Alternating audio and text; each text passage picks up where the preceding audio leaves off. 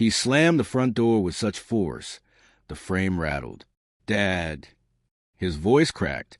"We need to leave. Right now." His backpack was barely zipped, one shoelace dragging like it had been forgotten in a panic. His hair was soaked in sweat, as though he'd sprinted from something he couldn't bear to face. I slowly lowered my coffee mug.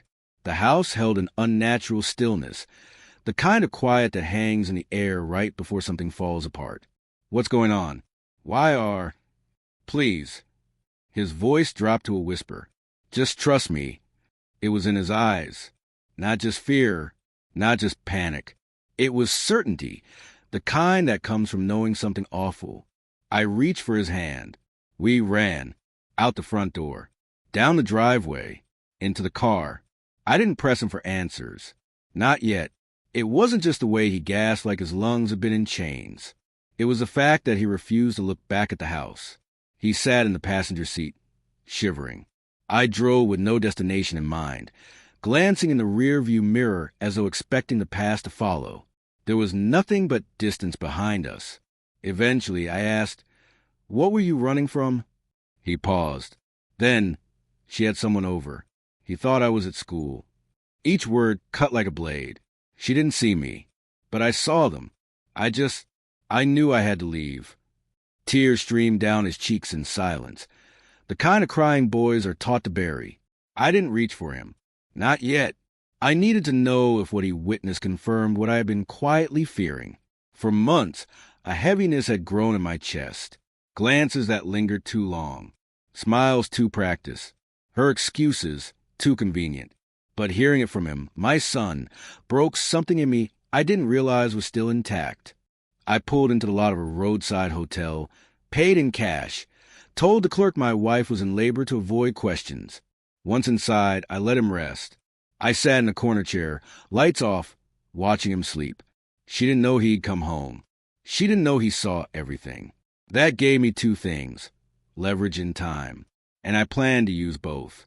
The next morning, I dropped him off at a diner, told him I'd be back, and ordered him pancakes with a smile. Then I drove home as if it were just another ordinary day. I entered casually, like I'd forgotten something. She was in the kitchen, smiling too widely, wrapped in her robe. I kissed her on the forehead, told her I missed her, watched her pretend everything was normal. That was her fatal flaw. She mistook my silence for cluelessness. But I wasn't quiet because I was unaware. I was quiet because I was watching. For the next 2 weeks, I became a ghost moving through glass. She once left her phone unlocked while it charged. I copied a contact saved under Stacy. It wasn't Stacy. Late one night, I reviewed her location history. She never noticed.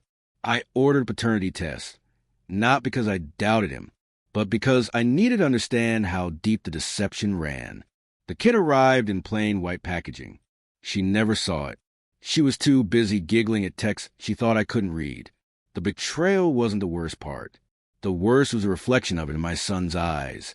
The burden he carried, shielding me from a truth no child should ever hold. He knew before I did. When the envelope arrived, it looked harmless, ordinary. But inside, it burned hotter than fire. Probability of paternity, 0%. I stared at the figures until they blurred, then refocused. Let them cut. I didn't break down. I didn't even blink. I brewed tea. That evening, during dinner, I handed her the envelope without a word. She opened it. Her fork clattered to the floor. What is this?" she whispered. I kept my gaze on her. Steady, unmoving. "I know," I said. She trembled. "It doesn't change anything. He's still yours."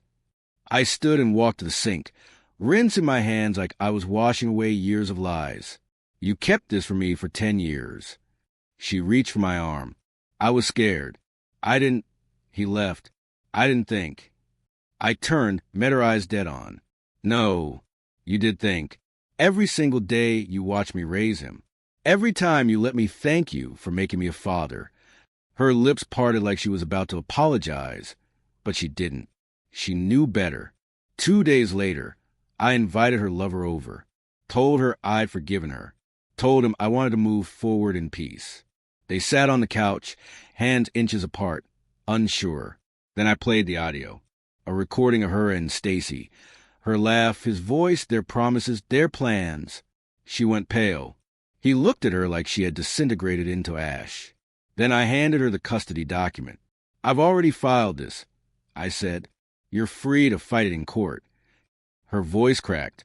"He's my son." "No," I said calmly. "He's mine, whether or not we share blood. I was there. You lied. I stayed." The man stood to leave. "Coward," I muttered, opening the door for him. I spoke clearly. I told him everything. He doesn't want to see either of you again. The door shut behind him. Final. We left the next day. Just me and the boy. A new city. Maybe even new names. None of it mattered. In the rear-view mirror, the house we left behind looked like a bad dream neither of us signed up for. "Was it all fake?" he asked. I shook my head. "No. You were real. That's what counts." He turned back to the window. I could see the weight slowly lifting from his shoulders. As for me, I'd stopped feeling anything for her long before that envelope arrived. She spun a web of lies that lasted years. I ended it with one truth. And truth, when wielded right, is the cruelest weapon of all.